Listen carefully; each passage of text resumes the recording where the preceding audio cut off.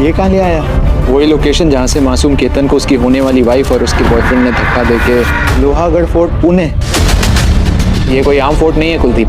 1670s में शिवाजी महाराज अपना सारा खजाना इसी फोर्ट में छुपाते थे। ये वो फोर्ट है जहाँ पे एक सीक्रेट ट्रेजर केव आज भी मौजूद है, जहाँ 2019 में ट्रैकर्स को एक ऐसा एंशिएंट इंस्क्रिप्शन मिला जिस पे लिखा था नमो अरिहंतानम। मतलब शिवाजी महाराज से पहले भी लोहागढ़ फोर्ट एक इम्पोर्टेंट रिलीजियस साइट था, और ऐसी जगह से किसी को धक्का दे के मार। धक्का यहाँ से नहीं, शायद वहाँ से दिया गया होगा। विंचुकटा लोहागढ़ फोर्ट का सबसे डेंजरस पार्ट, जहाँ से गिर के बचना इम्पॉसिबल है। अरे बाप रे। और सबसे अनफॉर्चुनेट बात, इसी लोहागढ़ फोर्ट पे कभी किसी के गिरने से, कभी किसी के ट्रैकिंग करते हुए डेथ की न्यूज़ आती है, लेकिन कभी भी कोई स्ट्रिक्ट सेफ्टी एक्शन नहीं लिया गया। क्या लगता है, केतन अग्रवाल केस के बाद इस जगह की सिक्योरिटी बढ़ेगी, या फिर ये भी सिर्फ एक न्यूज़ बन के थोड़े दिनों में गायब हो जाएगी? ये पिज्ज़ा अमीरों का नहीं, गरीबों का खाना है। क्या? 18th सेंचुरी इटली के नेपल्स शहर में बहुत गरीबी थी। लोगों को किसी तरीके से कुछ ऐसा खाना चाहिए था जो बहुत सस्ते में और जल्दी बन जाए और उनका पेट भर दे। ओके। तो वो बचा हुआ आटा या मैदा जो उन्हें मिलता, उसमें पानी और नमक डाल के एक बेस बनाते, और उसमें जो भी लोग बची कुची सब्जियां, मछली, तेल ये सब देते थे, उसे डाल के पका के खा लेते थे। इस डिश का नाम था पिज्जा, और अमीर लोग इसे हाथ तक नहीं लगाते थे। अरे बाप रे। लेकिन 1889 में क्वीन मार्गरेटा इसी नेपल शहर के लोकल फूड खाने का हुक्म देती है। तब राफेल एस्पेसितो नाम का आदमी क्वीन के लिए पहली बार पिज्जा बनाता है, और जैसे ही क्वीन वो पिज्जा खाती है, उनको वो पिज्जा इतना ज्यादा पसंद आता है कि यही पिज्जा धीरे धीरे गरीबों से अमीरों का खाना बनता चला गया।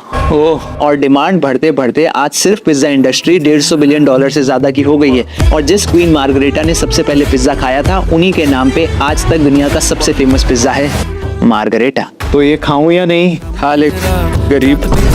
किताबों में लिखी हुई हर बात पिंजरा। सोर्सेज के हिसाब से ये माइकल जैक्सन का लास्ट फोन कॉल था अपने डाइटिशियन को 24 जून 2009 को। ओके। माइकल ने कहा था कि उसे डेथ थ्रेट्स मिल रहे हैं कुछ लोगों से जो कि गवर्नमेंट से भी ऊपर है। ये सुन। There may be a group of people that want you to drug me. They don't want me here anymore. Let's say I overdosed with drugs. उसने पहले ये वार्न कर दिया था कि कुछ लोग ऐसा पोर्ट्रे कर सकते हैं कि मेरी मौत ड्रग ओवरडोज से होगी। यस, और शॉकिंगली हुई भी। और सबसे शॉकिंग, जैक्सन की डेथ का जिम्मेदार डॉक्टर कॉनराड मुरे को बताया गया, जिन्हें 4 साल की जेल होती है, लेकिन उसमें भी वो सिर्फ 2 साल में ही बाहर आ जाते हैं। किसने निकाला, क्यों निकाला, no one knows. Epstein island पे जो हो रहा था वो भी माइकल जैक्सन को पता था। वो बच्चों को प्रोटेक्ट करना चाहता था, इसलिए उसने नेवरलैंड बनाया। लेकिन इससे पहले एप्स्टीन वाली बात बाहर आए, माइकल को एक विलेन की तरह पोर्ट्रे कर दिया गया, जबकि माइकल जैक्सन पे जो भी चार्जेस लगाए गए थे वो सब झूठ थे। उसने अपने गानों के जरिए हम सबको वार्न करने की भी कोशिश की थी। तो क्या इसका मतलब माइकल जैक्सन को मारा गया था जस्ट बिकॉज उसने सिस्टम के खिलाफ जाने की कोशिश की थी?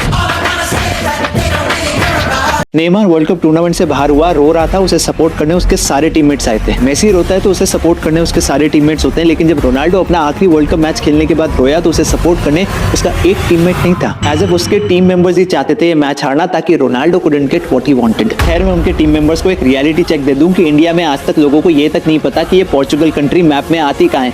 उस कंट्री को सपोर्ट करने के लिए लोगों ने Z5 के 800 रुपए के सब्सक्रिप्शन लिए just to watch Cristiano Ronaldo win his last World Cup, and ये देखना पड़ा। खैर, अच्छा है, आज के बाद कोई भी इंडियन कभी भी पोर्चुगल की टीम को कभी सपोर्ट नहीं करेगा। जो आपकी टीम ने एक प्लेयर जो कि 6 वर्ल्ड कप से ट्राई कर रहा था एक वर्ल्ड कप ट्रॉफी जीतने का, उसे ऐसे तरसा के अलविदा किया है ना, आज के बाद पोर्चुगल और फुटबॉल का नाम कभी भी इतिहास में साथ में नहीं लिया जाएगा।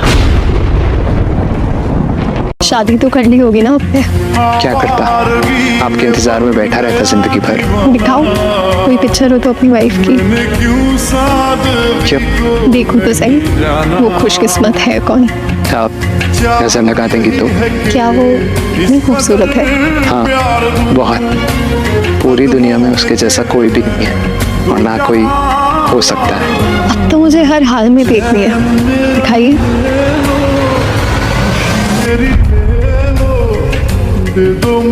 जो किस्मत में नहीं होता ना, उससे मोहब्बत कमाल की होती है।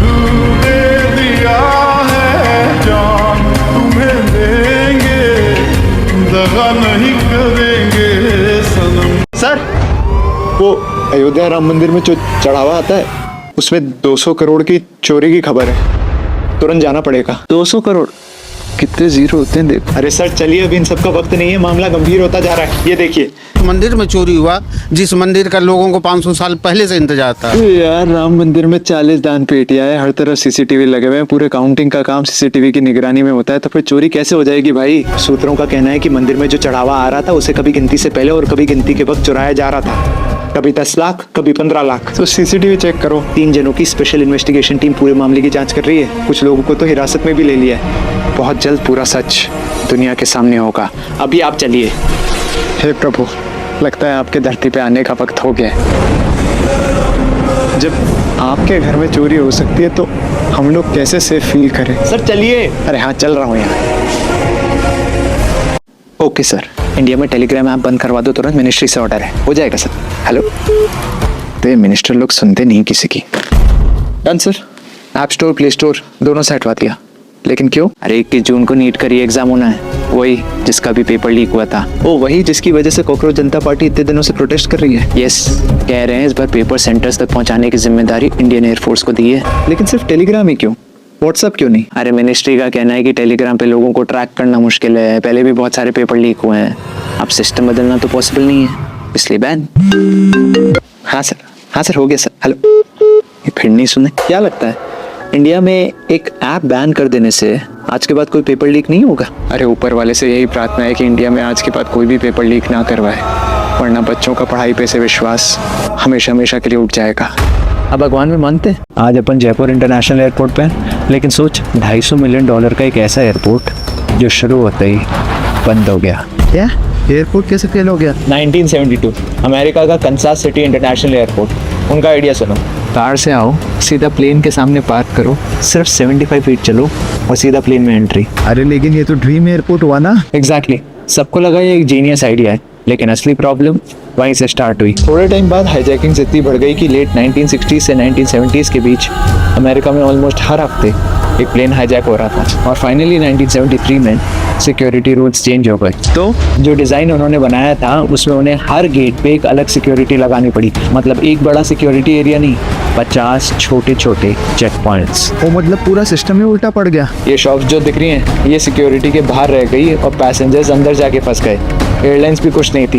फिर TWA जैसी बड़ी एयरलाइंस ने ऑपरेशन से शिफ्ट कर दिए। मतलब जो एयरपोर्ट फ्यूचर के लिए बना, फ्यूचर ने उसे आउटडेटेड बता दिया। 50 साल बाद उनको पूरा टर्मिनल तोड़ना पड़ा और फाइनली 2023 में नया एयरपोर्ट बना। एक्शन फिल्म बनाऊं, वो भी तेरे जैसे फ्लॉप एक्टर के साथ। चल निकल। रणवीर सिंह भी एक टाइम पे YRF के पास गया था एक एक्शन फिल्म मांगने के लिए, तो YRF ने मना कर दिया। उसके बाद वो फरहान अख्तर के पास गया था डॉन 3 के लिए, तो इन्वेस्टर्स ने अपना पैसा वापस खींच लिया। कोविड के बाद रॉकी और रानी, जोश भाई जोरदार और सर्कस जैसी फ्लॉप फिल्म्स थी, तो लोगों ने कहा कि ये तो एक फ्लॉप एक्टर है, इसका तो करियर खत्म है। उसके बाद किस्मत का खेल देखिए, धुरंधर साइन करी तो फिल्म की लेंथ इतनी ज़्यादा बड़ी हो गई कि जियो स्टूडियोज ने जितना पैसा फिल्म के प्रोडक्शन के लिए दिया था वो पूरा का पूरा पैसा खत्म हो गया, लेकिन फिल्म का प्रोडक्शन खत्म नहीं हुआ। तो आदित्य धर और रणवीर सिंह को अपना खुद का पैसा लगाना पड़ा फिल्म की प्रोडक्शन खत्म करने के लिए। लेकिन आज देखिए फिल्म ऑल टाइम ब्लॉकबस्टर है, 3000 करोड़ से ज़्यादा कमा चुकी है। और जिस YRF ने रणवीर को उस टाइम पे मना किया था, आज उसी रणवीर ने YRF के पूरे स्पाई यूनिवर्स को साइडलाइन कर दिया है और इन्वेस्टर्स फरहान और रणवीर वाली डॉन 3 के लिए अंधा पैसा लगाने को तैयार है। लेकिन अब रणवीर के पास टाइम नहीं है। कहना क्या चाहते हो? यही कि किस्मत बड़ी कुत्ती चीज होती है सर, साली कभी भी किसी की भी पलट सकती है। इमेजिन अपन इंडियंस ऐसे ही किसी दिन एयरपोर्ट पे आए, सिर्फ ये पासपोर्ट दिखाएं और 192 डेस्टिनेशंस में से कहीं भी बिना वीजा लिए जा सके तो। 192 डेस्टिनेशंस यानी ऑलमोस्ट पूरी दुनिया। इतना पावरफुल पासपोर्ट किस कंट्री का है भाई? सिंगापुर।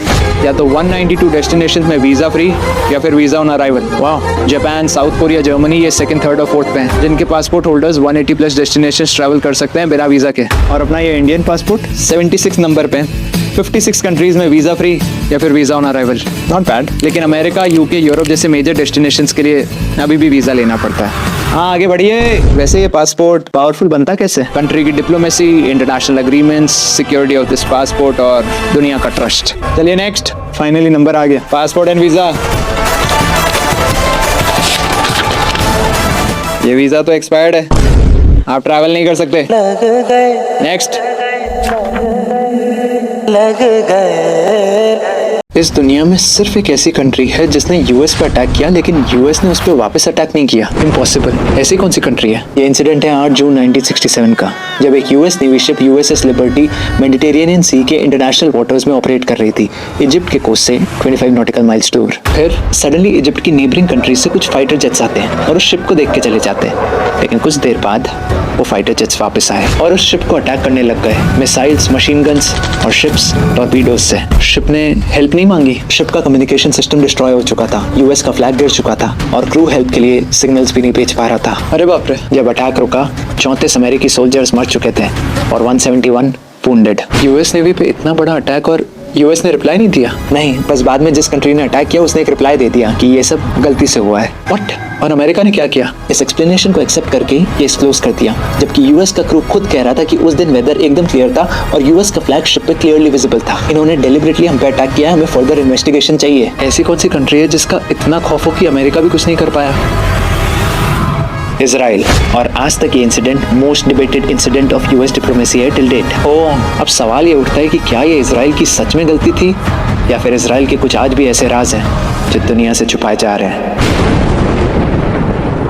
इमेजिन अपन इंडियंस ऐसे ही किसी दिन एयरपोर्ट पे आए, सिर्फ ये पासपोर्ट दिखाएं और 192 डेस्टिनेशंस में से कहीं भी बिना वीजा लिए जा सके तो 192 डेस्टिनेशंस यानी ऑलमोस्ट पूरी दुनिया।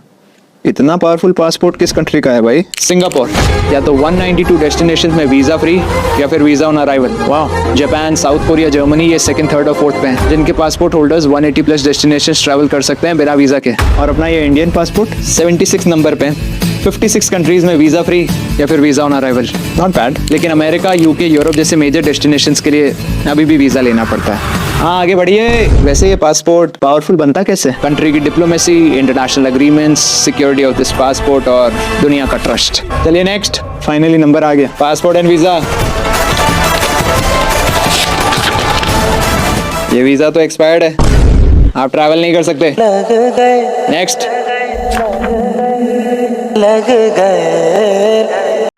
तो वॉर की वजह से गैस बुक नहीं हो रही और किसी भी दिन सिलेंडर और खत्म हो जाएगा। एक सिलेंडर नॉर्मली कितने दिन चलता है? 25 से 30 दिन। अगर तो ये छोटी छोटी गलतियां ना करे तो सिलेंडर 2 महीने तक चल सकता है। क्या? कौन सी गलती? पहला, बिना लेट लगाए कुकिंग करना, जो अक्सर लेडी सब्जी बनाते टाइम करती है। उससे फर्क पड़ता है बहुत। हीट बाहर निकलती रहती है और सब्जी को पकने में 30% ज्यादा गैस लगती है। सेकंड, दाल, राजमा, छोले जैसी जो भी सब्जी ज्यादा टाइम लेती है पकने में, उसे पहले सोक करो। क्यों? कुकिंग टाइम हाफ मतलब गैस खर्च भी हाफ। तीसरी गलती, जल्दी खाना बनाने के चक्कर में फ्लेम को बर्तन से बड़ा रखना। मतलब खाना बनाते टाइम अगर फ्लेम बर्तन से बाहर आ रही है तो लिटरली गैस हवा में जल रही है। मतलब गैस को बर्तन के बेस की बाउंड्री जितना ही रखो। फोर्थ, जितना ज्यादा हो सके प्रेशर कुकर यूज करो। ओपन पैन में कुकिंग से 3 गुना ज्यादा गैस लगती है। अरे बाप रे। और last, gas burners daily clean करो ताकि जो बर्नर्स के होल्स हैं वो ब्लॉक ना हो और गैस फालतू बर्न ना हो। और अगर ये सब फॉलो किया तो सिलेंडर 25 से 30 दिन नहीं 45 से 60 दिन चल सकता है। तब तक सिचुएशंस नॉर्मल हो ही जाएंगी। और ऐसे इमरजेंसी के टाइम पे ये बात अपने सभी दोस्तों के साथ भी शेयर करना ताकि वॉर खत्म होने से पहले उनके घर की गैस खत्म ना हो जाए। कभी कभार सब्र का फल सिर्फ मीठा नहीं ऐतिहासिक होता है। 18 साल तक आरसीबी ने हर साल आईपीएल ट्रॉफी के सपने देखे और हर साल वो सपने टूटे। 2008 से फैंस वेट करते रहे, ट्रोल हुए, फैंस के दिल टूटे, मीम बने, टीम हारी, फाइनल हारे, फिर भी फैंस ने उस टीम को सपोर्ट करना नहीं छोड़ा। 18 साल तक एक बंदा भी उस टीम के साथ खड़ा रहा, विराट कोहली। लोग आए, लोग गए, लेकिन विराट टिका रहा। और फिर फाइनली 2025 और अब 2026 में बैक टू बैक आरसीबी ने आईपीएल जीता और हर उस इंसान जो दिन रात मेहनत कर रहा है लेकिन उसे आज तक सक्सेस नहीं मिली, उसे ये मैसेज दे दिया कि बेटा लगे रहो, नेवर गिव अप, क्योंकि जब सब्र का फल मिलेगा ना तो वो सिर्फ मीठा नहीं ऐतिहासिक होगा। अरे रात में झाड़ू मत लगा, अशुभ होगा। पहले रात में बिजली नहीं होती थी तो पैसा और जरूरी सामान भी कचरे में चला जाता था, इसलिए ये नियम बनाया गया। अरे सैटरडे को बाल नहीं कटवाते। पुराने जमाने में नाई एक दिन अपने औजारों को ठीक करवाते और आराम करते। अक्सर बहुत सी जगहों पे वो दिन सैटरडे होता था, इसलिए ये मान्यता बनाई गई थी। अरे काली बिल्ली रास्ता काट गई, उस रास्ते से मत जाना। पहले अंधेरी रातों में काली बिल्ली आसानी से दिखाई नहीं देती थी, लोग टकरा के गिर जाते और बिल्ली को भी चोट पहुंचती। इसी सावधानी को अंधविश्वास बता दिया गया। घर में उल्टी चप्पल, अब तो पक्का लड़ाई होगी। घर में उल्टी चप्पल गंदी दिखती थी, घर को साफ सुथरा रखने के लिए इसे अपशगुन बता दिया गया। चल मैं नहाने जा रहा हूँ। रात में बाल मत धोना, अशुभ होता है। पहले गांव में रात को बिजली नहीं होती थी, इसलिए रात को नहाने के बाद आपके बाल ठीक तरीके से सूख नहीं पाते थे और बीमार होने का खतरा बढ़ जाता था। ये बात फैलाने के लिए इसे अशुभ बता दिया गया। घर से निकलने से पहले ही छींक दिया, अभी घर से बाहर मत निकलना वरना पक्का कुछ बुरा होगा। अरे पहले के जमाने में छींक को लोग बीमारी का इंडिकेटर मानते थे और पहले सफर भी लंबा होता था। कोई बीच रास्ते में बीमार ना पड़ जाए इसलिए छींक को एक वार्निंग साइन की तरह माना जाने लगा। ठीक है, चल चलता हूँ। 22 लाख बच्चों का सपना आज एक बार फिर टूट गया। पहले 2024 और अब 2026 में भी नीट का पेपर लीक फिर से। इस बार तो 720 में से 600 मार्क्स का पेपर लीक हुआ, वो भी एग्जाम से 2 दिन पहले। राजस्थान के सीकर में बिखरा था, हाथ से लिखा हुआ।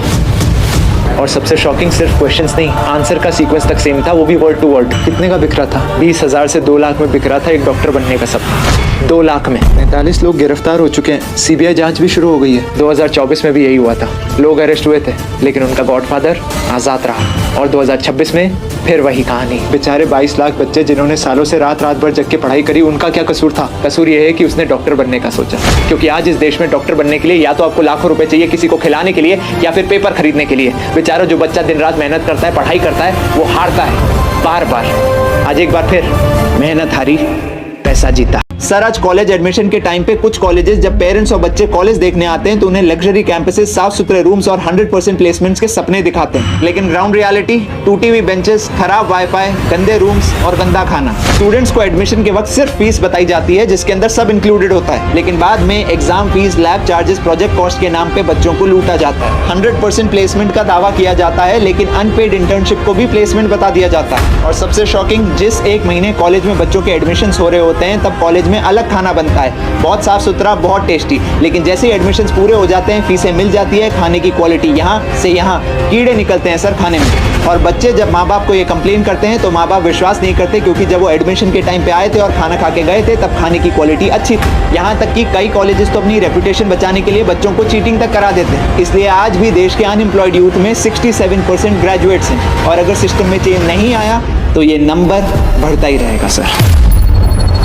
एक्सक्यूज मी, यस, आप मेरी एक फोटो ले सकते हैं पास्ता के साथ? लेकिन पास्ता किधर है? एग्जैक्टली, देखो कहाँ रह गया, आधा घंटा हो गया है।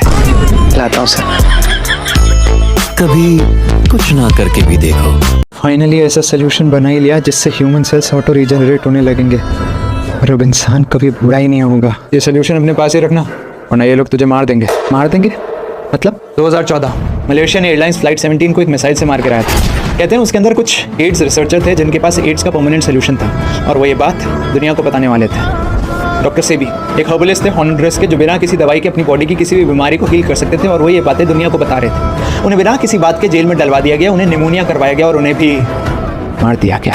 स्टैनली मेयर्स, इन्हें तो जानते ही होगा। इन्होंने ऐसी गाड़ी बनाई थी जो कि पानी से चलती थी, ना ऑयल की जरूरत पड़ती, ना पोल्यूशन होता, ना ही ग्लोबल वार्मिंग। लेकिन इससे पहले वो इस गाड़ी का पेटेंट ले पाते और दुनिया को दिखा पाते कि ये काम कैसे करती है, इनके जूस में जहर मिला के इन्हें भी मार दिया गया। ये तो सिर्फ कुछ एग्जाम्पल्स है जो कि न्यूज़ में आए थे। ना जाने कितने लोगों को अपनी जान गंवानी पड़ी जिन्होंने सिस्टम को ब्रेक करके लोगों की भलाई करने का सोचा। तो तू चुप रहना वरना तुझे भी। इस धरती पे जब पाप चरम सीमा पे पहुंच जाएगा तब मैं आऊंगा। आई गेस उनके आने का वक्त हो गया है। किसका?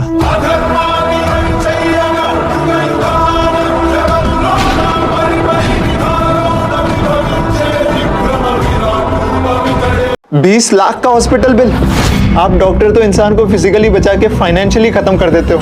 मैंने तो सपने में भी नहीं सोचा था कि ये war, cylinder issue, Covid, accident, इनमें से किसी भी सिचुएशन के बारे में कभी सोचा था? क्या मतलब? मतलब ये कि इंडिया के ज्यादातर लोग किसी भी अनसर्टेनिटी के लिए रेडी नहीं है। कुछ हो गया तो हॉस्पिटल में इलाज करवाने तो आ जाएंगे, लेकिन आज सिर्फ एक दिन के हॉस्पिटल का खर्चा 1 से 1.5 लाख है। 10 दिन रहे तो 15-20 लाख गए।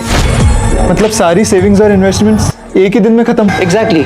और अगर बाय चांस नहीं बचे तो सारा फाइनेंशियल प्रेशर फैमिली के ऊपर से इंडिया में मेडिकल इन्फ्लेशन 14% से बढ़ रहा है। मतलब जो ट्रीटमेंट आज 20 लाख का है, आने वाले 10 साल बाद वो 1 करोड़ का होगा। यानी एक बीमारी एक पूरे परिवार को रोड पे ले आएगी। करेक्ट। इसलिए आज के टाइम पे हर इंसान के लिए ये 2 चीजें बहुत जरूरी हैं। फर्स्ट, हेल्थ इंश्योरेंस, ताकि ये हॉस्पिटल बिल्स आपकी सेविंग्स खत्म ना करें, समझे?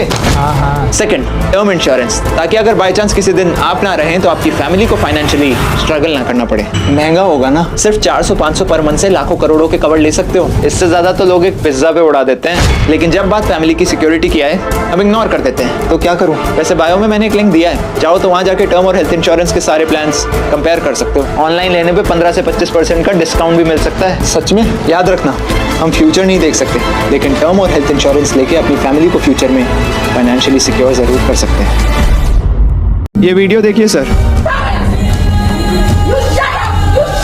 सनबीम स्कूल हरदोई, इन माता पिता ने कोई क्राइम नहीं किया था। इन्होंने सिर्फ अपने बच्चे की स्कूल की कॉपी स्कूल के बाहर से खरीदी अगर एक भी कॉपी मिली जिसमें सनबीम का लोगो है, मैं अपनी नाम और फाइनेंशियल दिक्कतों की वजह से स्कूल फीस भरने के लिए कुछ दिन की मोहलत मांगी थी और इसकी सजा पूरे स्कूल के सामने बेइज्जती।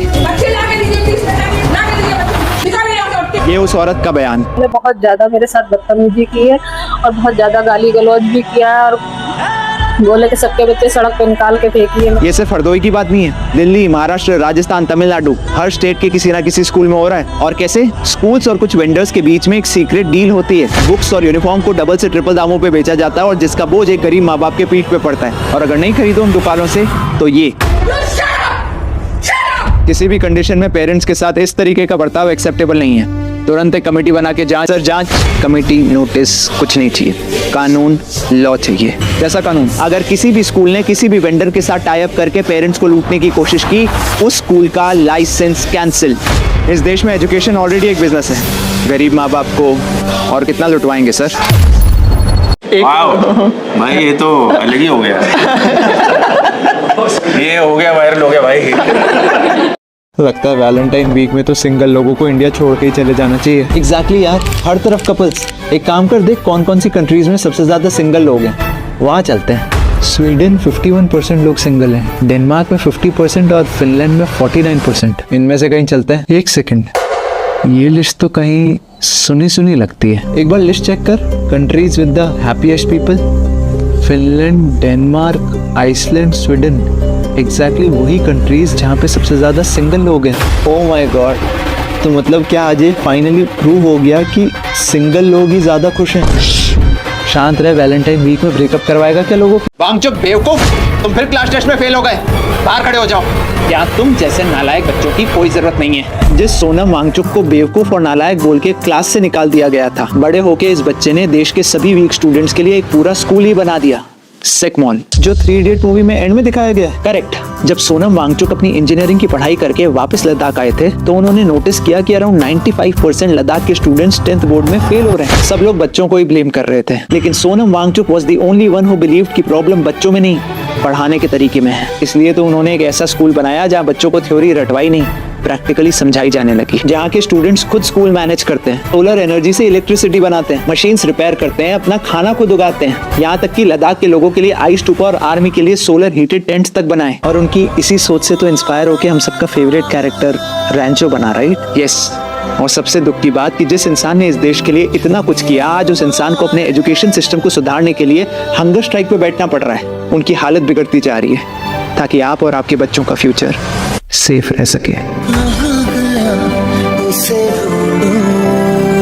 Ronaldo, I'm always the best. Virat, That I'm the best. Shahrukh, I am the best. Mike Tyson, I'm the best ever. सारे टॉप प्लेयर्स और एक्टर्स का सेम ही स्टेटमेंट क्यों है? घमंड आ ही जाता है सक्सेस मिलने के बाद, या फिर इन्हें पता है the self fulfilling prophecy effect. क्या मतलब? जो भी पूरे दिन में हमारे मुंह से निकलता है वो सिर्फ वर्ड्स नहीं होते, वो स्पेल्स होते हैं। You mean magic spells? Yes, जो सिर्फ हम सुनते नहीं हैं, वो हमारी ब्रेन की न्यूरल केमिस्ट्री को भी बदलते हैं। इसलिए तो ब्रूस ली ने कहा, Don't speak negatively about yourself, even as a joke. ये यूनिवर्स और आपका ब्रेन और कुछ नहीं, बस एक ओबीडियंट सोल्जर्स की तरह है कुलदीप, जो सोचता नहीं है कि जो कमांड आप दे रहे हैं वो सही है या गलत। वो सिर्फ कहता है Your wish is my command. इसलिए डेली पॉजिटिव एफर्मेशन सिर्फ एक ऑप्शन नहीं, नेसेसिटी है आज के नेगेटिव वर्ल्ड में सक्सेसफुल बनने के लिए। ओह, इसलिए ब्रूस ली डेली खुद से बोलता था, I am the best. I can do it alone. God is always with me. I am a winner. Today is my day. Correct. ये शोरूम खुलेआम कह रहा है कि आओ और हमारे शोरूम से खुलेआम चोरी करो। क्या? साल 2023 डिस्टेंस, जो कि एक स्पोर्ट्स वेयर ब्रांड है, उन्होंने ओपनली कहा कोई भी हमारे ब्रांड से दिन दहाड़े कुछ भी चुरा सकता है, लेकिन शर्त यह है कि अगर वो इंसान सामान चुरा के शोरूम से 100 मीटर के अंदर अंदर पकड़ा गया तो उसे वो सामान वापस करना पड़ेगा। फिर बहुत सारे चोर और लोग खुश हो गए ये जान के कि सिर्फ सिक्योरिटी गार्ड को ही तो चकमा देना है। इसी कॉन्फिडेंस से उस दिन पूरे 74 लोग सामान चुराने आए। और पता है ब्रांड को कितना नुकसान हुआ? कितना? 2 लाख करोड़ नहीं, सिर्फ 2 जोड़ी जूतों का, बस। क्योंकि सिर्फ 2 ही लोग सामान चुरा पाए, बाकी सब तो पकड़े गए। क्योंकि ब्रांड ने इस कैंपेन के लिए सिक्योरिटी गार्ड और किसी को नहीं, माइकल जीजी को रखा था, जो one of the fastest Olympic sprinters हैं। अरे गजब, ये fun campaign overnight viral hit हो गया और ब्रांड की सेल्स स्काई रॉकेट हो गई। तो क्या आप भी इंडिया में अपने शोरूम पे ऐसा ऑफर स्टार्ट करेंगे? बैंगलोर में मार्च में ओले गिर रहे हैं, मौसम कितना बढ़िया हो गया ना पापा। हेलो पापा, शिमला में दिन के 3 बजे रात हो गई।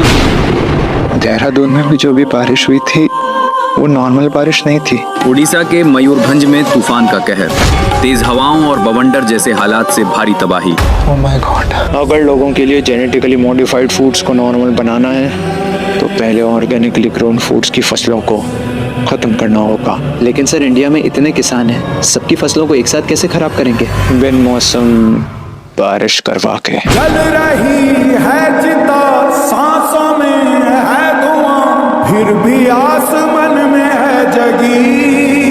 जो T20 world cup trophy players जीतने के बाद उठाते हैं वो ओरिजिनल ट्रॉफी नहीं होती। व्हाट? तो ओरिजिनल ट्रॉफी किधर जाती है? सेफ में रहती है आईसीसी के पास। विनिंग टीम को ऑफिशियल रेप्लिका मिलता है। ट्रॉफी जीतने के बाद भी रेप्लिका क्यों Kuldeep sir? Official trophy around 15 से 25 लाख की होती है, सिल्वर प्लेटेड और रोडियम कोटेड, ताकि लॉन्ग टर्म में भी शाइन बनी रहे और स्क्रैचेस ना आए। सारे विनर्स के नाम ट्रॉफी के नीचे एनग्रेव किए जाते हैं हिस्ट्री प्रिजर्व करने के लिए। और अगर वो प्लेयर्स को सेलिब्रेट करने के लिए दे दी तो वेयर एंड टेयर होने के चांसेस काफी ज्यादा है, इसलिए। करेक्ट। ऊपर से भारी इतनी। 2007 में जब ये ट्रॉफी लॉन्च हुई थी तब तो 12 किलो की थी। 12 किलो? यस, इसलिए तो प्लेयर्स को एक हाथ से ट्रॉफी उठाने में दिक्कत होती थी, इसलिए आईसीसी ने 2021 में इस ट्रॉफी को रीडिजाइन किया। अब इस ट्रॉफी का वेट सिर्फ 3.9 किलोज है, इसलिए तो हार्दिक ऐसे स्टाइल से इस ट्रॉफी को उठाता है। बनाता कौन है इस ट्रॉफी को? अभी लंदन की एक luxury silver Smith company Thomas light बनाती है। लेकिन सबसे शॉकिंग बात, इस T20 ट्रॉफी का फर्स्ट प्रोटोटाइप अपने इंडिया के जयपुर में बना था। डिजाइनर थे अमित बाबूवाल। मतलब T20 वर्ल्ड कप चाहे कोई भी टीम जीते, टेक्निकली ट्रॉफी हमेशा रहेगी इंडिया की। करेक्ट। वैसे क्या लग रहा है कौन जीतेगा कुलदीप सर? Obviously India. लेकिन एक सेकंड, सामने है पनौती टीम, स्टेडियम भी पनौती है और यहाँ तक कि एम्पायर भी पनौती। हनुमान चालीसा पढ़ना शुरू करो। जय हनुमान ज्ञान सागर। तुझे पता है मेरा एक दोस्त है, उसने गाड़ी खरीदी थी आज से 5 साल पहले, लेकिन वो गाड़ी अभी तक गैराज में ही खड़ी हुई है। पूछ क्यों? वो कहता है कि जिस दिन शहर के सारे सिग्नल ग्रीन होंगे ना, उस दिन गाड़ी बाहर निकालूंगा। बड़ा बेवकूफ है तुम्हारा दोस्त। भाई अगर गाड़ी निकालेगा ही नहीं तो पता कैसे चलेगा कि सिग्नल ग्रीन है कि नहीं? एग्जैक्टली, गाड़ी बाहर निकालो। Take your chance baby, take your chance.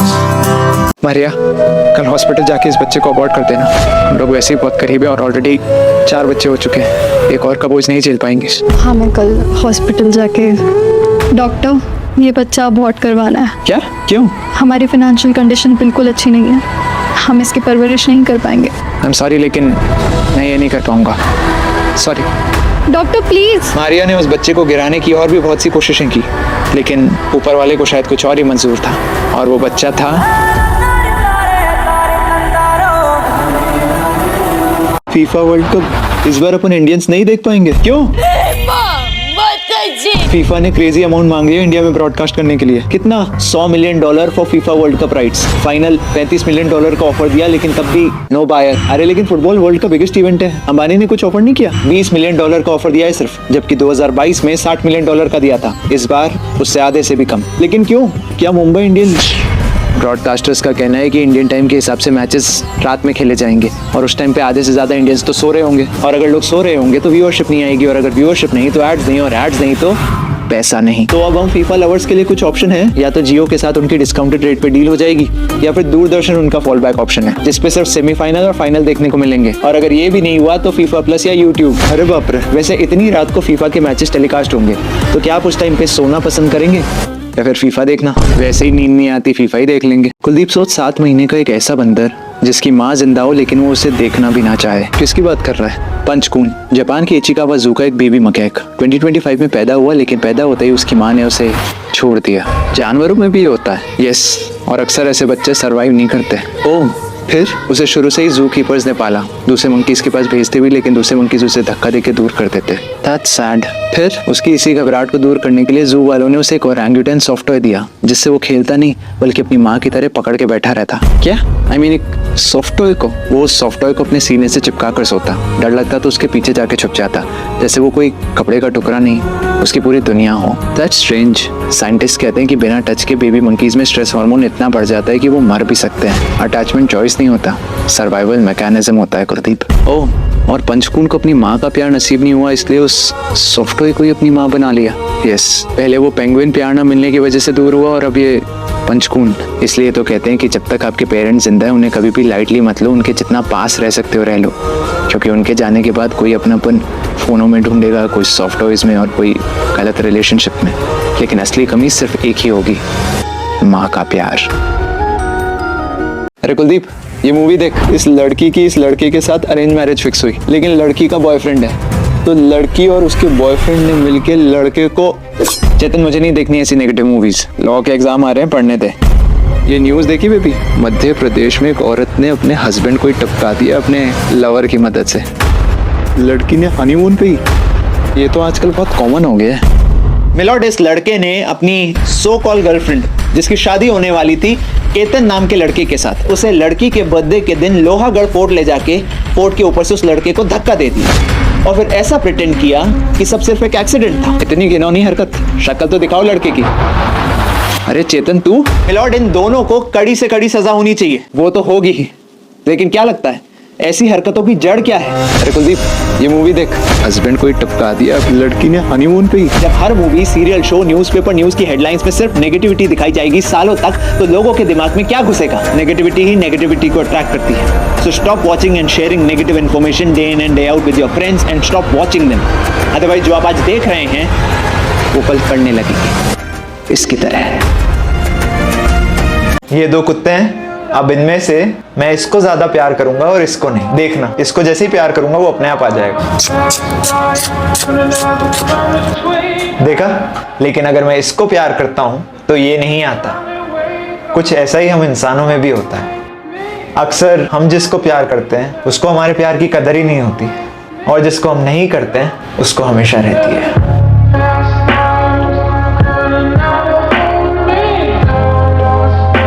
Sir, Raghav ने आप छोड़ के बीजेपी ज्वाइन कर ली and merge ourselves with the BJP. सिर्फ राघव ने नहीं, ट्राइडेंट ग्रुप के ओनर राजेंद्र गुप्ता जी, क्रिकेटर हरभजन सिंह और एलपीयू के फाउंडर अशोक मित्तल जी जैसे 7 एमपीज ने एक साथ आप छोड़ दी। मतलब केजरीवाल की ओपोजिशन की पावर तो ऑलमोस्ट खत्म। क्या मास्टर स्ट्रोक खेला है? वापस आने की कोई उम्मीद? 2/3 मर्जर है कॉन्स्टिट्यूशन के अंदर लीगल, वापस नहीं आएंगे। राघव ने बोला भी, मैं उनके गुनाह में शामिल नहीं होना चाहता था। लेकिन राघव गए क्यों? वजहों की लिस्ट तो लंबी है, लेकिन कुछ पॉलिटिशियन जैसे तेजस्वी यादव का मानना है लालच डर के कारण गया हूँ। दूसरी तरफ कुछ का मानना है कि आपके एमपीज आप में ही फ्रस्ट्रेटेड हो चुके थे। लेकिन सवाल अब सिर्फ ये नहीं है कि राघव क्यों गए, सवाल ये भी है कि अब ऑपोजिशन के पास बचा क्या। राज्यसभा में पावर गई, ट्रस्टेड फेसेस गए, और अगर किसी भी गेम में ऑपोजिशन ही ना हो तो पता है ना क्या होता है। 100 से ज़्यादा फिल्में, 27 साल फिल्म इंडस्ट्री में, और आज तिहाड़ जेल में। ये स्टेटमेंट कि मेरे पास पैसे नहीं है, मैं शॉक्ड हूँ राजपाल जी। ये सब शुरू कैसे हुआ? 2010 में एक फिल्म अता पता लापता के लिए 5 करोड़ रुपए का लोन लिया था MS मुरली प्रोजेक्ट्स प्राइवेट लिमिटेड से।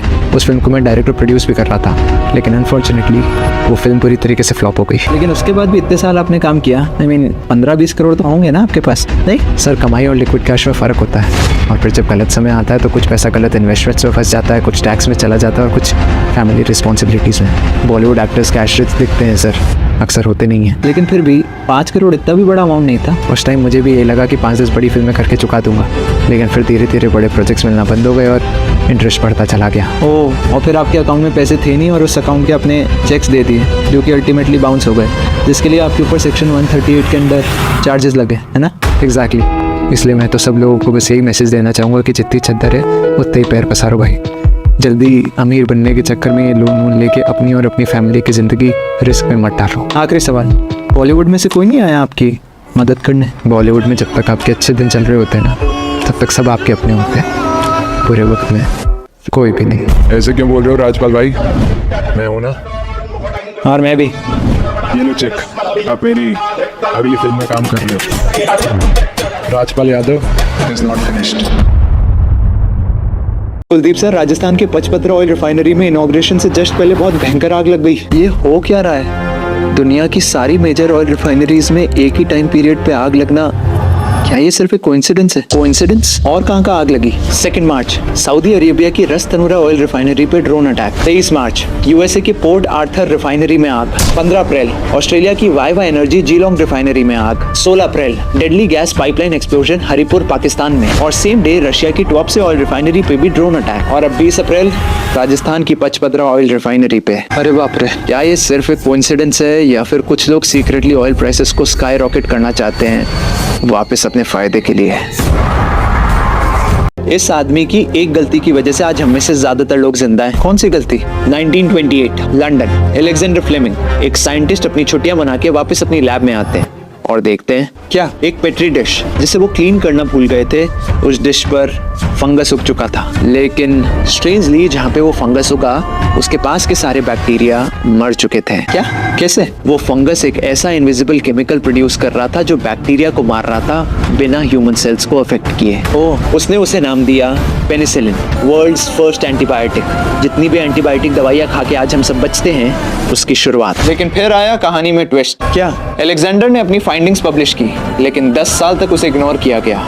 और फिर क्या Kuldeep sir? World war 2 start. Soldiers infection से मरने लगे थे, किसी के पास कोई इलाज भी नहीं था। तब 2 ऑक्सफोर्ड के साइंटिस्ट हार्वर्ड और अर्नेस्ट फ्लेमिंग की 10 साल पुरानी रिसर्च उठाते हैं, पेनिसिलिन को मास प्रोड्यूस करते हैं और इन्फेक्शन से मरने वालों का डेथ रेट सीधा 90% से 10%। 1945 अलेक्जेंडर फ्लेमिंग को नोबेल प्राइज मिला था मेडिसिन में। जिस रिसर्च को दुनिया ने 10 साल तक इग्नोर किया उसी ने दुनिया की जान बचाई और आज तक बचा रही है। इसलिए कभी किसी की गलती भी इग्नोर मत करना, क्योंकि कभी कभी गलती भी हिस्ट्री लिख देती है। मुंबई, दिल्ली, बैंगलोर में आज एक 2 BHK मिनिमम 2 से 3 करोड़ का है। अब ये स्टैट्स देखो, इंडिया के टॉप 1% आज वो लोग हैं जिनकी इनकम मिनिमम 3 लाख रुपए पर मंथ या उससे ज्यादा है। इस हिसाब से अगर आप टॉप 1% भी बन गए, अगर आपने अपनी पूरी 100% कमाई भी सेव कर ली, ना खाना, ना रेंट, ना घूमना, आपको फिर भी 10 से 12 साल लगेंगे दिल्ली, मुंबई, बैंगलोर में एक घर अफोर्ड करने के लिए। ये मिडिल क्लास का स्ट्रगल नहीं है, ये वो स्ट्रगल है जो आप टॉप 1% में पहुंचने के बाद फेस करोगे। बाकी 99% वाले लोगों को तो भूल जाओ। वो ऑटो वाला जो सुबह 6 बजे से ऑटो चलाता है, वो डिलीवरी बॉय जो 12-12 घंटे मेहनत करता है सिर्फ 20,000 रुपए कमाने के लिए, वो टीचर जो पूरे दिन बच्चों को पढ़ाता है, और ऐसे ना जाने कितने ही लोग जो दिन रात मेहनत करते हैं सिर्फ इस एक उम्मीद में कि एक दिन अपने सपनों का एक घर होगा। इनके लिए मुंबई, दिल्ली, बैंगलोर में आज एक ठीक ठाक 2 BHK मैथमेटिकली इम्पॉसिबल है। मुश्किल नहीं, इम्पॉसिबल। और फिर बच्चों को आज स्कूलों में क्या सिखाया जाता है? सेव करो, SIP करो, फाइनेंशियल डिसिप्लिन। डिसिप्लिन? अरे डिसिप्लिन से क्या आपकी एनुअल इनकम का 10 टाइम जितना महंगा फ्लैट आ जाएगा? क्यों इस देश में बच्चों को अपने खुद के घर का एक झूठा सपना बेचा जा रहा है, जबकि आपका खुद का सिस्टम ही टूटा हुआ है? वो दिन दूर नहीं जब इस देश में अपना खुद का घर होना एक दिन सपना हो जाएगा लोगों के लिए, जो कि कभी पूरा नहीं होगा। मेट गाला के ये डार्क सीक्रेट्स लोगों को पता क्यों नहीं है? मेट गाला ये क्या है? फैशन का ऑस्कर समझ ले। हर साल मई मंथ के फर्स्ट मंडे को होता है न्यूयॉर्क में। यहाँ हो सकता है कि आप बिलियनर हो फिर भी एंट्री ना मिले। मतलब वो की editor in chief Anna Wintour guest list finalise करती है। अंदर टेबल्स होती है जिससे ब्रांड्स और कंपनीज 25 लाख से 2.5 करोड़ देके खरीदते हैं और वो सेलेब्स को इन्वाइट करते हैं, लेकिन अप्रूवल हमेशा इस लेडी के हाथ में है। इवेंट है या कोई इल्यूमिनाटी की मीटिंग, और सबसे शॉकिंग अंदर जाके सिर्फ 20 सेकंड बात कर सकते हो एना से। 21वें सेकंड नेक्स्ट गेस्ट। ये तो सरकारी दफ्तरों से भी बुरा हाल है। और जो करोड़ों के आउटफिट सेलेब्स रेड कार्पेट पे पहनते हैं, अंदर जाके वो भी चेंज हो जाते हैं। हैं जी? यानी कि जो भी न्यूज़ आई कि करण जौहर ने मनीष मल्होत्रा का आउटफिट पहना था मेट गाला में, 2 करोड़ के आसपास का आउटफिट था, 5600 घंटे लगे बनाने में, 85 डेज, वो सिर्फ 4 घंटे पहना। यस, मतलब 1 घंटे का खर्चा आया लगभग 50 लाख, और अंदर फोन, सेल्फी, सोशल मीडिया कुछ भी अलाउड नहीं। लेकिन कई सेलिब्रिटीज की तो फोटो आई है रूल तोड़ते हुए, उसके बाद उन्हें बैन कर दिया गया। यहाँ तक कि डोनाल्ड ट्रंप भी बैंड है इस इवेंट से। Who would you never invite back to the Met Gala? Donald Trump? देश का प्रेसिडेंट ही देश के किसी इवेंट में जाने से बैंड है? क्या इंडिया में मोदी जी को किसी इवेंट में जाने से बैन किया जा सकता है? इस दुनिया में सिर्फ एक ऐसी कंट्री है जिसने यूएस पे अटैक किया, लेकिन यूएस ने उस पर वापस अटैक नहीं किया। इम्पॉसिबल। ऐसी कौन सी कंट्री है? ये इंसिडेंट है 8 जून 1967 का, जब एक US Navy ship USS Liberty Mediterranean Sea के इंटरनेशनल वाटर्स में ऑपरेट कर रही थी, इजिप्ट के कोस्ट से 25 नॉटिकल माइल्स दूर। फिर सडनली इजिप्ट की नेबरिंग कंट्री से कुछ फाइटर जेट्स आते हैं और उस शिप को देख के चले जाते हैं, लेकिन कुछ देर बाद वो फाइटर जेट्स वापस आए और उस शिप को अटैक करने लग गए, मिसाइल्स, मशीन गन्स और शिप्स टॉर्पीडोज से। शिप ने हेल्प नहीं मांगी, शिप का कम्युनिकेशन सिस्टम डिस्ट्रॉय हो चुका था, यूएस का फ्लैग गिर चुका था और क्रू हेल्प के लिए सिग्नल्स भी नहीं भेज पा रहा था। अरे बाप रे। जब अटैक रुका 34 अमेरिकी सोल्जर्स मर चुके थे और 171 वुंडेड। यूएस नेवी पे इतना बड़ा अटैक और यूएस ने रिप्लाई नहीं दिया? नहीं, बस बाद में जिस कंट्री ने अटैक किया उसने एक रिप्लाई दे दिया कि ये सब गलती से हुआ है। व्हाट? और अमेरिका ने क्या किया? इस एक्सप्लेनेशन को एक्सेप्ट करके ये एक्सक्लोज कर दिया, जबकि यूएस का क्रू खुद कह रहा था कि उस दिन वेदर एकदम क्लियर था और यूएस का फ्लैग शिप पे क्लियरली विजिबल था। इन्होंने डेलिबरेटली हम पे अटैक किया, हमें फर्दर इन्वेस्टिगेशन चाहिए। ऐसी कौन सी कंट्री है जिसका इतना खौफ हो कि अमेरिका भी कुछ नहीं कर पाया? इजराइल। और आज तक ये incident most debated incident of US diplomacy है टिल डेट। अब सवाल ये उठता है कि क्या ये इजराइल की सच में गलती थी, या फिर इजराइल के कुछ आज भी ऐसे राज हैं जो दुनिया से छुपाए जा रहे हैं। आसार है। कर्ण की गागर का खेल कैसा के पाप धुले पश्चाताप ना धुले।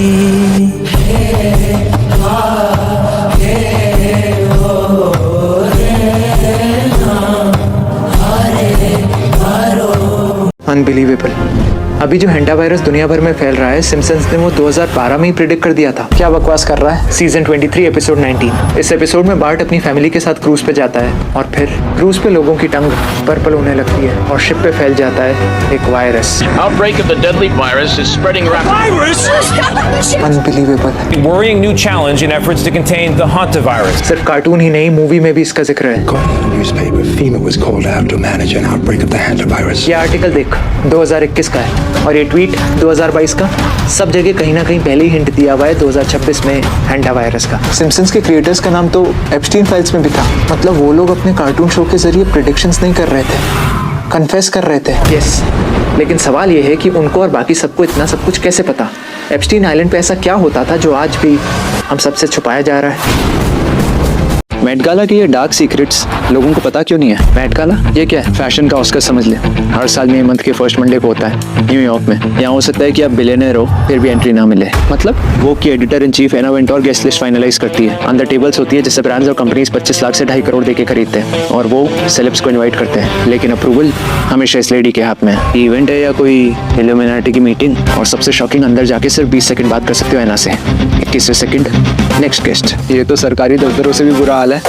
और जो करोड़ों के आउटफिट सेलेब्स रेड कार्पेट पे पहनते हैं, अंदर जाके वो भी चेंज हो जाते हैं। हैं जी, यानी कि जो भी न्यूज़ आई कि करण जौहर ने मनीष मल्होत्रा का आउटफिट पहना था मेट गाला में, 2 करोड़ के आसपास का आउटफिट था, 5600 घंटे लगे बनाने में, 85 डेज, वो सिर्फ 4 घंटे पहना। यस, मतलब 1 घंटे का खर्चा आया लगभग 50 लाख। और अंदर फोन, सेल्फी, सोशल मीडिया कुछ भी अलाउड नहीं। लेकिन कई सेलिब्रिटीज की तो फोटो आई है रूल तोड़ते हुए। उसके बाद उन्हें बैन कर दिया गया। यहाँ तक कि डोनाल्ड ट्रंप भी बैंड है इस इवेंट से। Who would you never invite back to the Met Gala? Donald Trump? देश का प्रेसिडेंट ही देश के किसी इवेंट में जाने से बैंड है। क्या इंडिया में मोदी जी को किसी इवेंट में जाने से बैन किया जा सकता है? मारिया, कल हॉस्पिटल जाके इस बच्चे को अबॉर्ट कर देना। हम लोग वैसे ही बहुत करीब है और ऑलरेडी 4 बच्चे हो चुके हैं। एक और का बोझ नहीं झेल पाएंगे। हाँ, मैं कल हॉस्पिटल जाके डॉक्टर, ये बच्चा अबॉर्ट करवाना है। क्या? क्यों? हमारी फाइनेंशियल कंडीशन बिल्कुल अच्छी नहीं है, हम इसकी परवरिश नहीं कर पाएंगे। आई एम सॉरी, लेकिन मैं ये नहीं कर पाऊंगा। Sorry doctor, please. मारिया ने उस बच्चे को गिराने की और भी बहुत सी कोशिशें की, लेकिन ऊपर वाले को शायद कुछ और ही मंजूर था और वो बच्चा था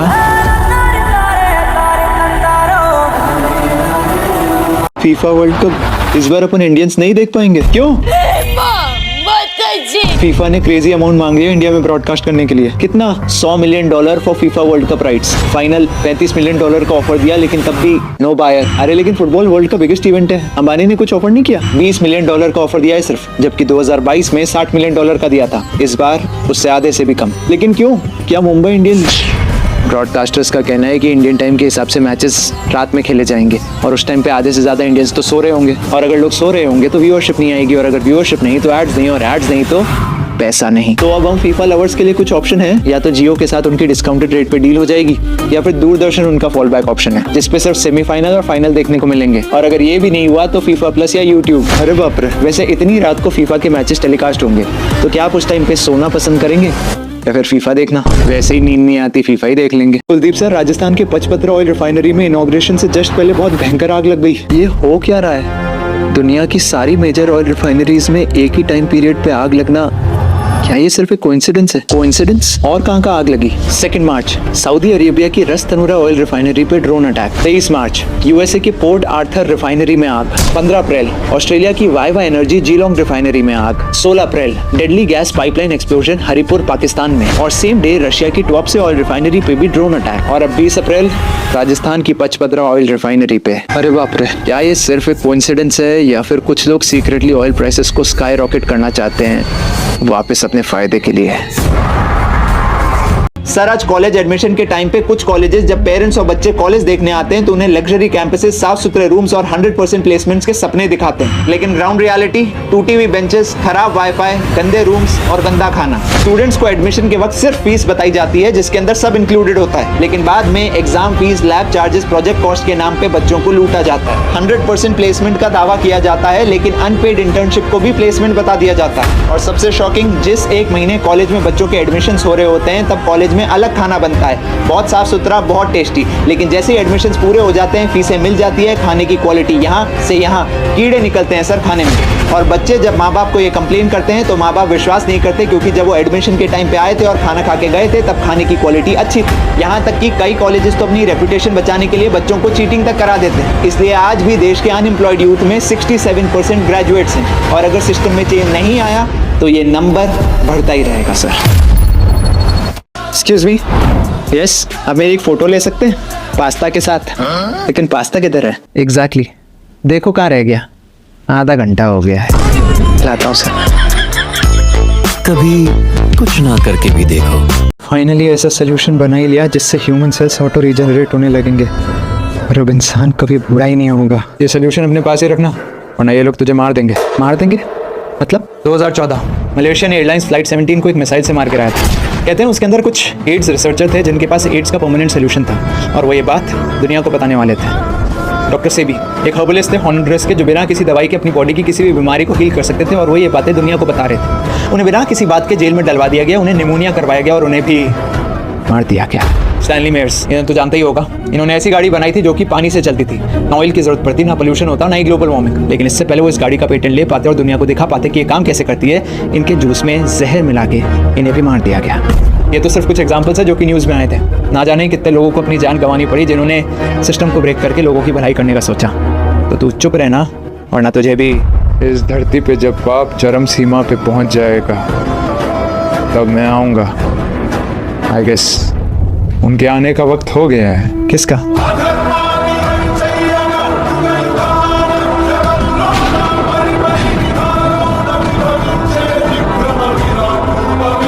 पढ़ने का ये तरीका इतना पावरफुल था कि एक टाइम पे इसको दुनिया से छुपाने की कोशिश की गई, बिकॉज स्टूडेंट्स ज्यादा ही अच्छे मार्क्स लाने लगे थे। ऐसा कौन सा तरीका है Kuldeep sir? Active recall and space repetition. Science इसे सबसे पावरफुल लर्निंग मेथड मानता है। ज्यादातर बच्चों के साथ प्रॉब्लम क्या है, वो पढ़ते तो बहुत हैं, नोट्स बनाते हैं, हाईलाइट करते हैं, फिर भी एग्जाम के टाइम पे याद ही नहीं रहता। ये टेक्निक तुम्हारे ब्रेन को याद करने पे फोर्स करेगा और प्रॉब्लम को सॉल्व करना क्या होगा। स्टेप 1, कोई भी टॉपिक पढ़ो, जैसे कि ये, सिर्फ एक बार समझने के लिए। ना कोई नोट्स बनाओ, ना रिविजन और ना हाईलाइटिंग। ओके। स्टेप 2, अब बुक कर दो बंद। स्टेप 3, अब लिखो जो जो याद है। लेकिन सर अगर कुछ याद ही नहीं आया तो? यही तो पॉइंट है, जब याद नहीं आता तो दिमाग पे जोर पड़ता है और वो खुद को फोर्स करता है स्ट्रॉन्ग मेमोरी बनाने के लिए। इसी टेक्निक को कहते हैं एक्टिव रिकॉल, और जब तुम इसी टेक्निक को बार बार गैप के बाद यूज करते हो तो उसे कहते हैं स्पेस रेपिटेशन। पढ़ने का टाइम कम, एफिशिएंसी ज्यादा। लेकिन ये टेक्निक अभी तक हम लोगों से छुपाई क्यों गई? ज्यादा मत सोचो, फटाफट अप्लाई करो और अच्छे मार्क्स लाओ। कुलदीप सर, एप्स्टीन आइलैंड पे जो मासूम बच्चियों के साथ हुआ उसका हिंट हम सबको पहले एक गाने के थ्रू मिल गया था, लेकिन हम सबने फिर भी उसे कंप्लीटली इग्नोर किया। व्हाट? कौन सा गाना? ये। तुम्हारा दिमाग खराब है क्या? इस गाने पे तो दुनिया भर में बच्चे आज तक डांस करते हैं। एग्जैक्टली, लेकिन ये गाना डांस करने के लिए नहीं, मदद की गुहार था कि हमें कुछ लोग इस तरीके से ट्रीट कर रहे हैं और आगे चल के और भी करेंगे। लिरिक्स सुनिए।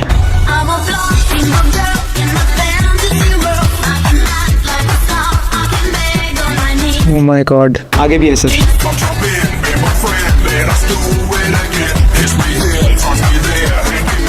ये गाना रिलीज कब हुआ था? 1997, और एप्स्टीन आइलैंड खरीदा गया था 1998 में, एग्जैक्टली 1 साल बाद। इतना बड़ा हिंट हमने मिस कैसे कर दिया? और सबसे शर्म की बात, बिना लिरिक्स समझे और जाने हमने अपने बच्चों को इन गानों पे डांस कैसे करने दिया? सर ये वक्त रिग्रेट करने का नहीं, अवेयर होने का है। कुछ आर्टिस्ट और क्रिएटर्स आज भी अपने म्यूजिक और कंटेंट के थ्रू हमें ऐसे हिंट्स दे रहे हैं जो कि आने वाले टाइम में इस दुनिया में होने वाला है। बस जरूरत है उनके कंटेंट को सीरियसली लेके एक्शन लेने की।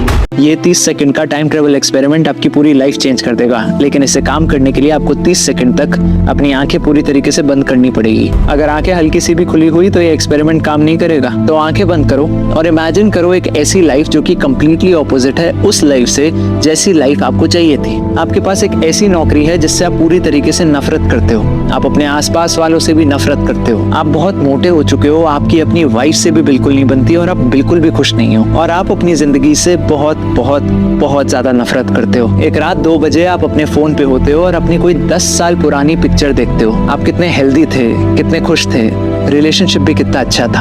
आप खुद से मन में कहते हो कि काश मैं 10 साल पहले टाइम ट्रैवल कर सकता, मैं अपनी पूरी जिंदगी बदल देता। काश मुझे सिर्फ एक अपॉर्चुनिटी मिल जाती 10 साल पहले टाइम ट्रैवल करने की, मैं सब कुछ चेंज कर देता। और आप कंटिन्यूअसली भगवान से सिर्फ ये भीख मांगे जा रहे हो कि मुझे किसी तरीके से 10 साल पहले भेज दे। अब अपनी आंखें खोलो। आप 10 साल पहले टाइम ट्रैवल करके आ गए हो। कितने लोग हर दिन ये मौका मांगते हैं, लेकिन ये मौका मिला सिर्फ आपको है, इस वीडियो के जरिए। अब इस मौके का करना क्या है, ये आपको डिसाइड करना है। मुंबई, दिल्ली, बैंगलोर में आज एक 2 BHK मिनिमम 2 से 3 करोड़ का है। अब ये स्टैट्स देखो, इंडिया के टॉप 1% आज वो लोग हैं जिनकी इनकम मिनिमम 3 लाख रुपए पर मंथ या उससे ज्यादा है। इस हिसाब से अगर आप टॉप 1% भी बन गए, अगर आपने अपनी पूरी 100% कमाई भी सेव कर ली, ना खाना, ना रेंट, ना घूमना, आपको फिर भी 10 से 12 साल लगेंगे दिल्ली, मुंबई, बैंगलोर में एक घर अफोर्ड करने के लिए। ये मिडिल क्लास का स्ट्रगल नहीं है, ये वो स्ट्रगल है जो आप टॉप 1% में पहुंचने के बाद फेस करोगे। बाकी 99% वाले लोगों को तो भूल जाओ। वो ऑटो वाला जो सुबह 6 बजे से ऑटो चलाता है, वो डिलीवरी बॉय जो 12-12 घंटे मेहनत करता है सिर्फ 20,000 रुपए कमाने के लिए, वो टीचर जो पूरे दिन बच्चों को पढ़ाता है, और ऐसे ना जाने कितने ही लोग जो दिन रात मेहनत करते हैं सिर्फ इस एक उम्मीद में कि एक दिन अपने सपनों का एक घर होगा। इनके लिए मुंबई, दिल्ली, बैंगलोर में आज एक ठीक ठाक 2 BHK मैथमेटिकली इम्पॉसिबल है। मुश्किल नहीं, इम्पॉसिबल। और फिर बच्चों को आज स्कूलों में क्या सिखाया जाता है? सेव करो, SIP करो, फाइनेंशियल डिसिप्लिन। डिसिप्लिन? अरे डिसिप्लिन से क्या आपकी एनुअल इनकम का 10 टाइम जितना महंगा फ्लैट आ जाएगा? क्यों इस देश में बच्चों को अपने खुद के घर का एक झूठा सपना बेचा जा रहा है, जबकि आपका खुद का सिस्टम ही टूटा हुआ है? वो दिन दूर नहीं जब इस देश में अपना खुद का घर होना एक दिन सपना हो जाएगा लोगों के लिए, जो कि कभी पूरा नहीं होगा। ये कहाँ ले आया? वही लोकेशन जहाँ से मासूम केतन को उसकी होने वाली वाइफ और उसके बॉयफ्रेंड ने धक्का देके। लोहागढ़ फोर्ट, पुणे। ये कोई आम फोर्ट नहीं है कुलदीप। 1670s में शिवाजी महाराज अपना सारा खजाना इसी फोर्ट में छुपाते थे। ये वो फोर्ट है जहाँ पे एक सीक्रेट ट्रेजर केव आज भी मौजूद है, जहाँ 2019 में ट्रैकर्स को एक ऐसा एंशिएंट इंस्क्रिप्शन मिला जिसपे लिखा था नमो अरिहंतानम। मतलब शिवाजी महाराज से पहले भी लोहागढ़ फोर्ट एक इम्पोर्टेंट रिलीजियस साइट था, और ऐसी जगह से किसी को धक्का दे के मार। धक्का यहाँ से नहीं, शायद वहाँ से दिया गया होगा। विंचुकटा, लोहागढ़ फोर्ट का सबसे डेंजरस पार्ट, जहाँ से गिर के बचना इम्पॉसिबल है। अरे बाप रे। और सबसे अनफॉर्चुनेट बात, इसी लोहागढ़ फोर्ट पे कभी किसी के गिरने से, कभी किसी के ट्रैकिंग करते हुए डेथ की न्यूज़ आती है, लेकिन कभी भी कोई स्ट्रिक्ट सेफ्टी एक्शन नहीं लिया गया। क्या लगता है, केतन अग्रवाल केस के बाद इस जगह की सिक्योरिटी बढ़ेगी, या फिर ये भी सिर्फ एक न्यूज़ बन के थोड़े दिनों में गायब हो जाएगी? ये पिज्जा अमीरों का नहीं, गरीबों का खाना है। क्या? 18th सेंचुरी इटली के नेपल्स शहर में बहुत गरीबी थी। लोगों को किसी तरीके से कुछ ऐसा खाना चाहिए था जो बहुत सस्ते में और जल्दी बन जाए और उनका पेट भर दे। ओके। तो वो बचा हुआ आटा या मैदा जो उन्हें मिलता, उसमें पानी और नमक डाल के एक बेस बनाते, और उसमें जो भी लोग बची कुची सब्जियां, मछली, तेल ये सब देते थे, उसे डाल के पका के खा लेते थे। इस डिश का नाम था पिज्जा, और अमीर लोग इसे हाथ तक नहीं लगाते थे। अरे बाप रे। लेकिन 1889 में क्वीन मार्गरेटा इसी नेपल शहर के लोकल फूड खाने का हुक्म देती है। तब राफेल एस्पोसितो नाम का आदमी क्वीन के लिए पहली बार पिज्जा बनाता है, और जैसे ही क्वीन वो पिज्जा खाती है, उनको वो पिज्जा इतना ज्यादा पसंद आता है कि यही पिज्जा धीरे धीरे गरीबों से अमीरों का खाना बनता चला गया। और डिमांड बढ़ते बढ़ते आज सिर्फ पिज्जा इंडस्ट्री $150 बिलियन से ज्यादा की हो गई है। और जिस क्वीन मार्गरेटा ने सबसे पहले पिज्जा खाया था, उन्हीं के नाम पे आज तक दुनिया का सबसे फेमस पिज्जा है मार्गरेटा। तो ये खाऊं या नहीं? हाल एक गरीब। किताबों में लिखी हुई हर बात पिंजरा।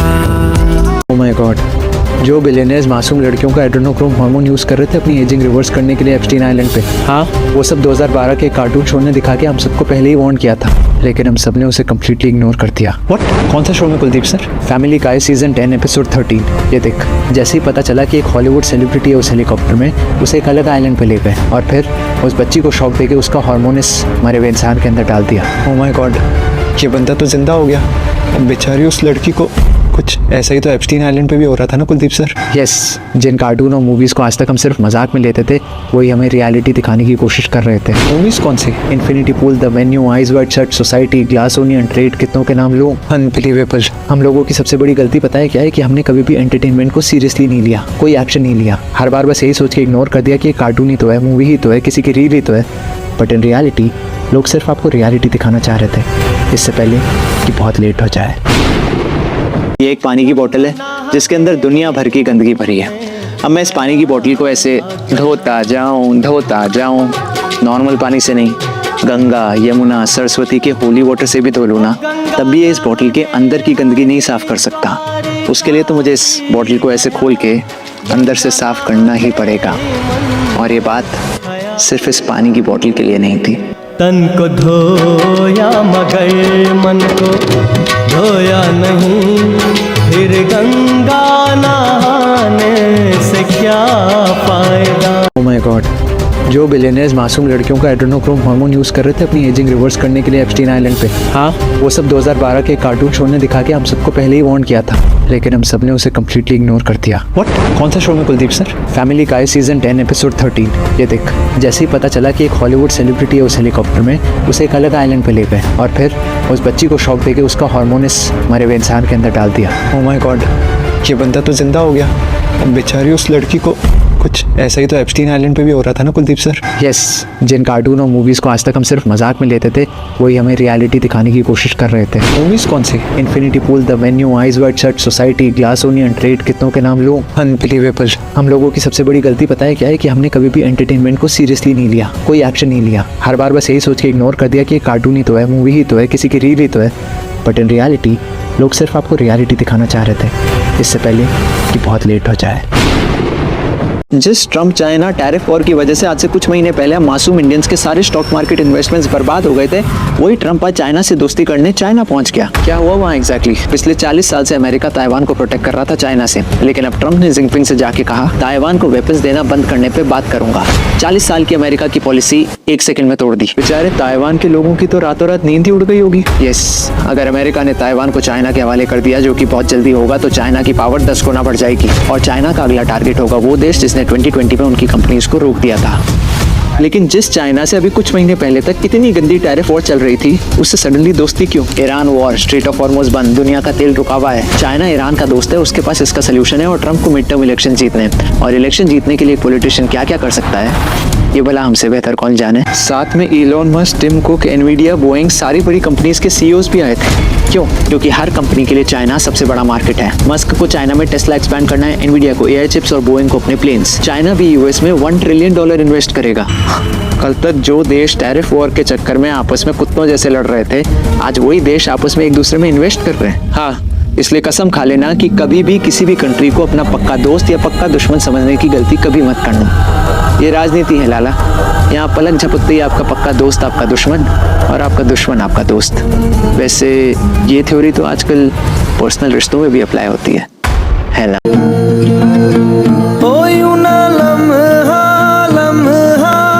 मेरी याद में होके तन्हा तन्हा।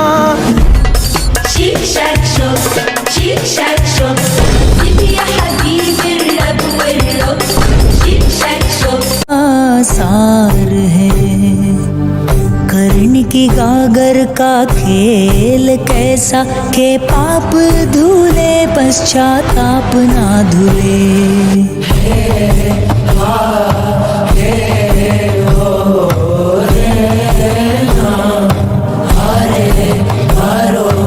अनबिलीवेबल। अभी जो हेंटा वायरस दुनिया भर में फैल रहा है, सिम्पसन्स ने वो 2012 में ही प्रेडिक्ट कर दिया था। क्या बकवास कर रहा है? Season 23 episode 19। इस एपिसोड में बार्ट अपनी फैमिली के साथ क्रूज पे जाता है और फिर क्रूज पे लोगों की टंग पर्पल होने लगती है और शिप पे फैल जाता है एक virus. Outbreak of the deadly virus is spreading rapidly. Unbelievable. Worrying new challenge in efforts to contain the hantavirus. सिर्फ कार्टून ही नहीं, मूवी में भी इसका जिक्र है। Newspaper, FEMA was called out to manage an outbreak of the hantavirus. ये article देख, 2021 का है और ये ट्वीट 2022 का। सब जगह कहीं ना कहीं पहले ही हिंट दिया हुआ है 2026 में हैंटा वायरस का। सिम्पसन्स के क्रिएटर्स का नाम तो एप्स्टीन फाइल्स में भी था। मतलब वो लोग अपने कार्टून शो के जरिए प्रेडिक्शंस नहीं कर रहे थे, कन्फेस कर रहे थे। यस, लेकिन सवाल ये है कि उनको और बाकी सबको इतना सब कुछ कैसे पता? एप्स्टीन आइलैंड पे ऐसा क्या होता था जो आज भी हम सबसे छुपाया जा रहा है?